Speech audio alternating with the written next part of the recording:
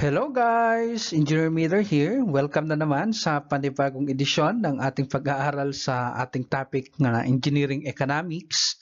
Ngayong araw, we will start our new series in Engineering Economics and we will be studying yung pagbaba ng halaga ng asset natin. Okay? So, bago tayo mag-umpisa, I wanna say hi sa lahat ng mga tumututok sa ating mga videos.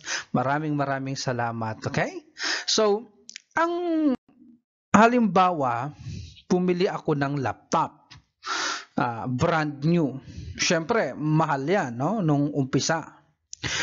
Siyempre, ginamit ko ngayon, no? Ginamit sa office, sa trabaho, and then ginamit ko ng ginamit.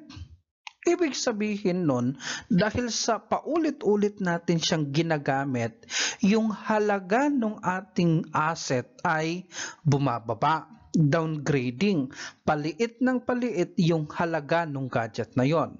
Okay? Ang tawag natin dyan ay depreciation.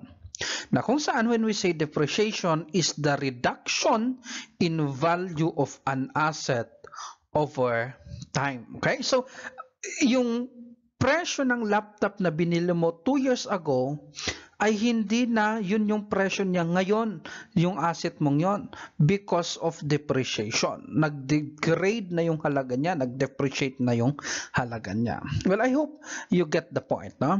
Now, in studying for depreciation in engineering economics, we usually use this cash flow diagram. Okay, let's say na bumili ka ng asset, whatever it may be. Bumili ka ng asset at a certain price, let's say first cost or FC. So si FC, first cost, is the cost of acquiring an asset. Kabilang dyan yung installation charge, yung freight in o yung kanyang delivery charge, taxes, lahat ng mga babayaran mo nung unang pagkakataon na binili mo yung equipment na yan, ilalagay mo siya na first cost, pagtotalin mo lahat. Well, of course, after 1 year na ginamit mo yung equipment, syempre magde-depreciate na yon, bababa na yung kanyang halaga. At ibig sabihin nun, nag-depreciate siya during the first year. Okay? Ang tawag natin doon sa depreciation na yon ay si depreciation charge or annual depreciation. Yung yearly depreciation na yon or periodic depreciation. So ganun din pag ginamit mo ulit siya sa kanyang second year, magde-depreciate ulit siya at magkakaroon ulit ng depreciation charge doon sa second year. And so on until ma-reach niya yung kanyang tinatawag na economic life, yung N dito. Pagdating ng kanyang economic life, magkakaroon siya ng halaga pa rin doon. Kung pwede pa siyang gamitin at that point, well, meron pa rin siyang halaga. Ang tawag doon ay salvage value or pwede ring junk value or scrap value. Halimbawa, yung sasakyan, pag na-meet na niya yung point kung saan talagang obsolete na siya or talagang dapat na siyang pagpahingain or talagang hindi na siya pwedeng gamitin, ang gagawin mo sa kanya, either ibebenta mo sa junk shop per kilo or kung ano man, yun ang presyo niyang yun ay tinatawag nating salvage value. So, ibig sabihin, yung initial cost niya na first cost, naging salvage value na lang siya nung economic life niya, nagkaroon ng depreciation na D. Or tinatawag natin yan na accumulated depreciation. Na kung saan by the figure itself, makikita mo na yung total depreciation DN na yon is yung first cost minus salvage value. Pag tingin mo lang doon sa figure. So, ang tawag doon ay total accumulated depreciation. Now, do not confuse yung small letter D doon sa big letter D. When we say small letter D, annual depreciation or depreciation charge yon. Pag big letter D, accumulated depreciation yon. Okay?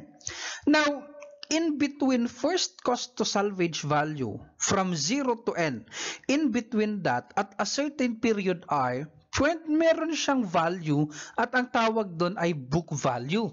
yung value niya in between first cost to salvage value. Book value ang tawag niya doon. Okay? Now, itong book value, syempre kung lumiit yung ating presyo, therefore nagkaroon ng depreciation. At yung depreciation na yan ay tatawagin nating DR or accumulated depreciation at the certain period R. So ito yung tinatawag, ito ngayon yung gagamitin nating cash flow diagram sa pagsosolve natin ng mga cash flow ng mga depreciation. Okay? However, itong depreciation na pinag-uusapan natin na to ay may iba't ibang paraan ng pagsosolve. In fact, itong depreciation ay pwede nating hatiin into two types. Una, yung tinatawag nating time-independent method. At yung isa ay yung time-dependent method. Pag sinabing time-independent method, yung depreciation ay nakadepende hindi sa kanyang edad, kundi sa kanyang production or sa kanyang time na yung total time of work niya or performance niya. So therefore, dito sa time-independent method, dito may dalawa ditong kabilang na methods. Yung tinatawag natin na working hours method at si unit production method. Yung solution ng dalawang yan ay parehas lang at napakasimple. Kung kaya't hindi na natin pag-aaralan yan, no? Punta tayo sa time-dependent. Sa time-dependent, remember, yung kanyang depreciation ay nakadepende sa kanyang edad. Sa time na mula nung binili mo siya, yung edad niya. So dito sa time-dependent, mahahati ulit ito sa dalawa. Una, tinatawag nating uniform methods at saka si non-uniform methods. Ang difference lang niya, pag sinabing uniform, yung annual depreciation ay pare-parehas. Pag non-uniform, yung annual depreciation, hindi pare-parehas. Okay? Sa uniform method, dalawa dyan, no? Andyan si straight line method at saka si sinking fund method. Sa non-uniform methods, andyan si declining balance method, sum of years digit method, o si Macker's method or modified acceleration cost recovery system method. So, yan yung mga iba't ibang klase ng pag-solve ng depreciation. Kung may mga hindi pa ako nailagay dyan, idagdag nyo lang sa comment sa baba para makita natin. Okay, so pag-aaralan natin yung mga yan isa-isa. Today, we will be studying si straight line method. Pagdating sa straight line method, ang assumption nito is that this method assumes that the loss in value is directly proportional to the age of the property. Okay? So habang lumatanda ang property, bumababa siya. Directly proportional yung kanyang depreciation. So therefore, this is how it looks. Ganyan yung kanyang cash flow diagram. Straight line talaga siya, no? So, straight line. Now, pag sinabi nating straight line, ito ay kabilang sa mga uniform methods. At ang mga uniform methods, yung depreciation annual ay pare-parehas. Si depreciation sa first year ay parehas sa second year at sa third year. Or let's just say na sila ay pare-parehong D. At yung pag-solve ng depreciation na yan or annual depreciation ay si total accumulated depreciation over its economic life. So yan yung gagamitin natin pagdating sa straight line method. Okay? So without further ado, let's try to apply them in a problem. Let's try this one. A company bought a new laptop for Engineer Miller, their new employee. The laptop was advertised to have an economic life of 8 years, and at that point, it would cost 10% of its original price. Find the book value of the asset at its 4th year if it costs 35,000 pesos initially. Pinaka-the best palagi, guys, kapag nagsosolve kayo sa engineering econ ay si cash flow diagram. Magandang nakikita natin siya visually. Okay? Ilagay natin dito. Now, binili natin yung equipment sa halagang 35,000. Ang tawag natin doon ay first cost. Okay? And then, yung salvage value niya, yung presyo niya at the end of its economic life na 8 year ay 10% nung first cost. Of course, ang 10% ng 35,000 ay 3.5. Now, ito ngayon yung pagbaba ng kanyang or yung cash flow natin, diagram. Straight line yan. Again, from 35,000 naging 3.5, ang total depreciation niya will now be 35,000 minus 3.5, 31,500. Okay. Ang gusto niyang malaman sa problem ay kung ano yung kanyang book value sa fourth year. Ano daw yon? Yung BV4. Okay, sa fourth year, yung depreciation niya. Now, meron tayong marami tayong paraan ng pag-solve nito.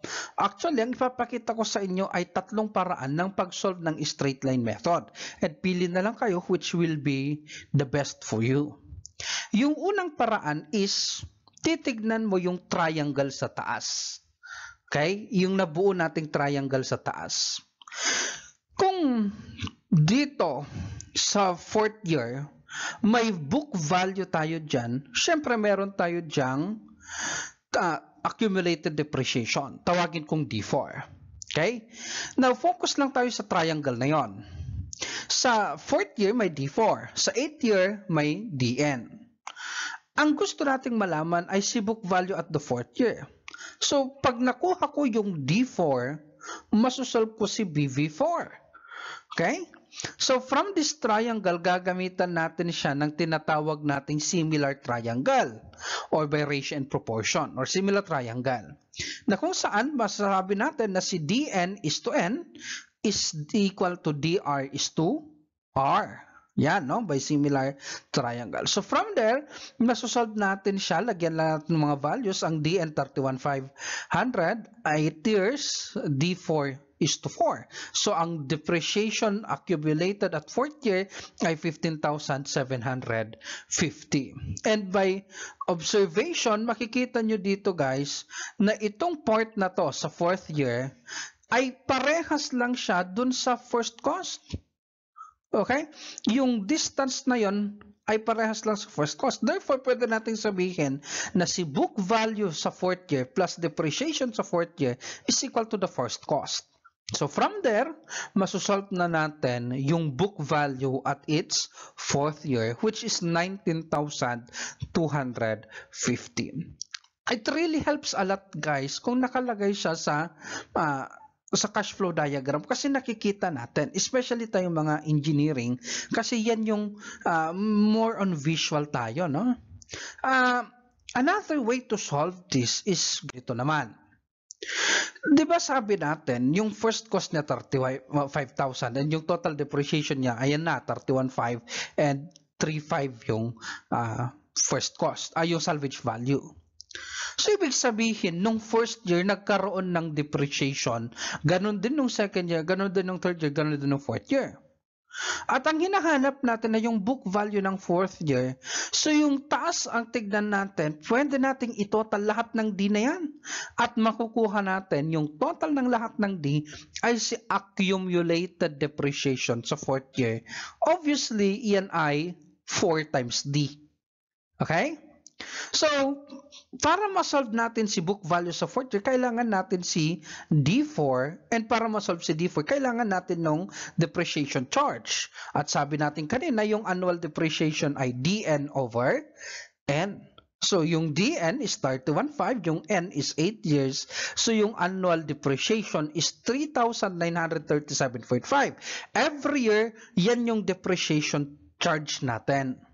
So, from there, makukompute na natin si accumulated depreciation for 4 years.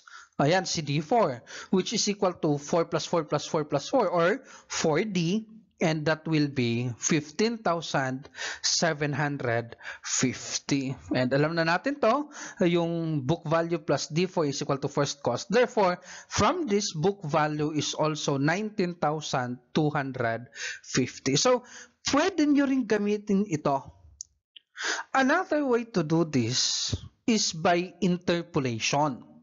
Kanina yung triangle ang tinignan natin sa taas, ang gagawin ay similar triangle. Dito, yung titignan natin ay yung baba, yung trapezoid sa baba. Para ma-solve mo yung trapezoid sa baba, walang ratio and proportion dyan. Ang tawag dyan ay interpolation. Dahil straight, linear interpolation ang tawag dyan. Yung general na equation ng linear interpolation na ito, y minus y1 is equal to, all over x minus x1 is equal to y2 minus y1 over x2 minus x1. Isasub natin na yung mga years ay x at isasub natin na yung kanyang value ay y. Okay? So si y, siya si book value sa 4th year. Si y1, first cost. Si y2, salvage value. Okay? So let's put it this way. Ganyan yung magiging itsura niya. Okay? So book value minus first cost over r minus 0 is equal to salvage value minus first cost over n minus 0. Yan ay linear interpolation dito sa baba. Okay? Ngayon, from there, ililinear interpolation lang natin at lalabas na ito yung magiging sagot. 19,250. So, maganda rin itong linear interpolation na to. Okay? So, whichever na masasanay kayo, yun ang gamitin ninyo. Si linear interpolation, pwede rin natin siyang gawin sa calculator, sa mode stat ng ating calculator. Okay? So, sa mode stat ng calculator ninyo, piliin nyo lang itong function na to. Ito yung linear interpolation, a plus bx. Linear lang yan. Now, pagdating dun sa a plus bx, lalagyan nyo lang ng mga values dun sa column ng x and y. At ang gagawin nyo dun sa x, gagawin nyo siyang years. At sa y, gagawin nyo siyang value. So, yung 0 para sa first cost, n para sa salvage value. Okay? So, pag in-encode nyo na siya, press AC, and then, i-encode, kunin nyo na lang si RY hat. At yung RY hat, yun na yung book value natin doon. Now, let's try to illustrate that gamit itong calculator natin. Okay? So, dito, mode lang tayo, stat 3, and then kunin natin again yung A plus BX. Okay? 2. So, i-encode natin. Again, sabi ko sa inyo, yung X years, so 0 para sa first cost, and then 8 para sa economic life. Okay, then lipat tayo sa kabila. Sa 0 is 35,000 yung first cost natin. Okay, and then 3,500 dun sa salvage value. Okay, ayan na. And then press AC. And then shift. Hanapin nyo yung stat sa calculator ninyo sa baba. Ayun, sa 1 dito. And then punta kayo doon sa regression. Okay, sa 5 dito. And then hanapin nyo si y hat. Ayan, so pindot ko si y hat. And then sabi ko sa inyo, ry hat. So ilipat lang natin doon para ilagay si 4. Ayan na. Tignan nyo guys. Ang lumabas ay 19,250. Okay na okay. Okay? So maraming salamat guys, at next video magsosolve tayo ng straight line method pa rin, pero meron siyang extraordinary repairs. Paano gagawin natin pag ganun? So maraming salamat guys, and see you again next time. Comment down below kung may mga questions kayo, and then kung wala naman, i-like nyo na lang, o kung mag-comment na lang kayo, basta kung ano-ano na lang, and then subscribe. Maraming salamat. See you guys.